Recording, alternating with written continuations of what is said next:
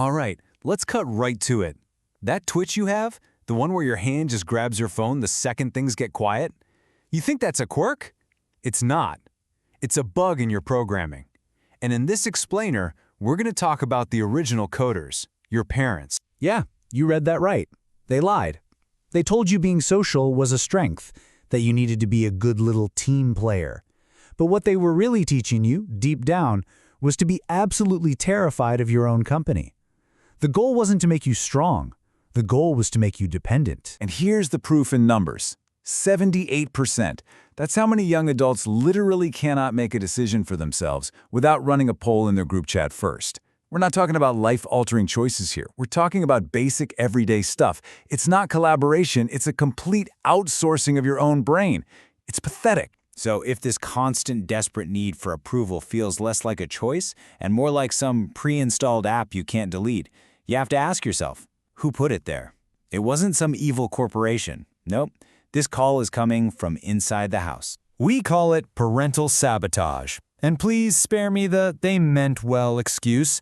Good intentions paved the road to, well, to you. A generation so wrapped in cotton wool that the echo of your own thoughts sends you scrambling for a distraction. So how'd they pull it off? Oh, it was a masterclass. They protected you from every failure, so you never developed any grit. They gave you a trophy just for showing up, so you learned that real achievement is for suckers. They solved all your problems, big and small, teaching you that you're too incompetent to figure things out on your own. They basically conditioned you to be an effective beggar, always holding out your hand, pleading for emotional scraps from others. And that conditioning leads to the ugly truth. You think you're social, an extrovert? Let's be real. You're a junkie. Your drug of choice is validation. Your phone, the pings, the likes, the endless scroll. That isn't you connecting with people. That's your dealer delivering your next hit. Think I'm exaggerating? The average person can't go 6 minutes without checking their phone. 6 minutes. That's not a conscious thought, that's a nervous tick. It's the desperate twitch of an addict checking to see if they still exist, because the feeling of simply existing for yourself is completely alien. So let's make this personal. Let's run a little test.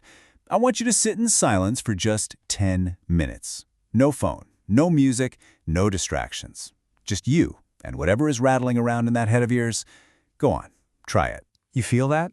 That weird, staticky hum in your brain? That almost physical pull to grab your phone and just fill the space? That's not boredom, my friend.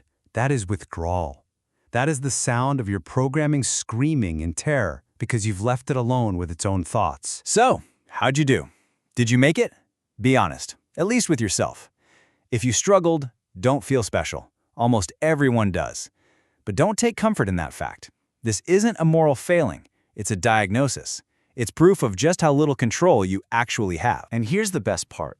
This isn't just your little personal struggle. The entire system is built to amplify it.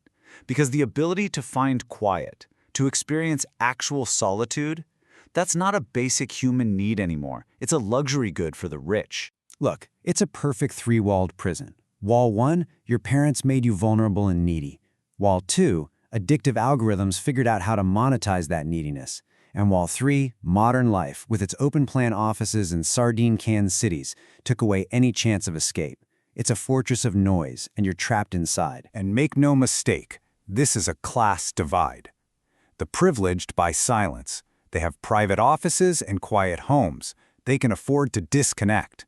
The rest of you, you get the default setting, constant, chaotic noise.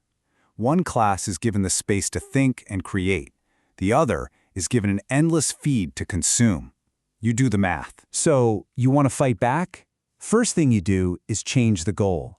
Stop thinking of being alone as some sad state for licking your wounds. That's weak. That's what they want you to think. In a world engineered for distraction, solitude isn't about healing. It's a strategic weapon. It's about winning. And let's get this crystal clear.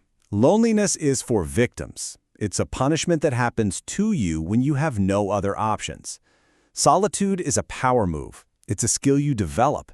It's an arena you choose to enter to forge your own thoughts and build a self that doesn't need a round of applause just to exist. And this isn't some self-help fantasy. It's neurology. Your brain has this incredible feature called the default mode network. Think of it as a super processor that only kicks in when you shut out all the external crap. It's your engine for creativity, for big ideas, for self-awareness. It's a biological superpower you're letting rust while you scroll through TikTok. Now, let's talk about something you might actually understand. A fundamental truth.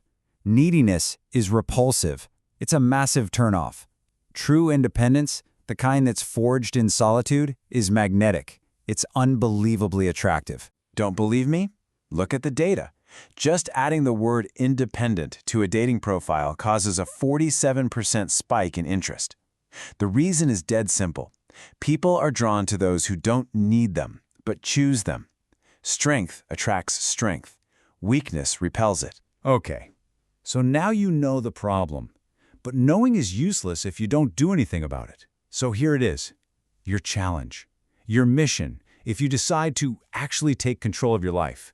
It's time to reclaim your mind. This is the Solitude Supremacy Challenge. 3 simple, but not easy steps. 1.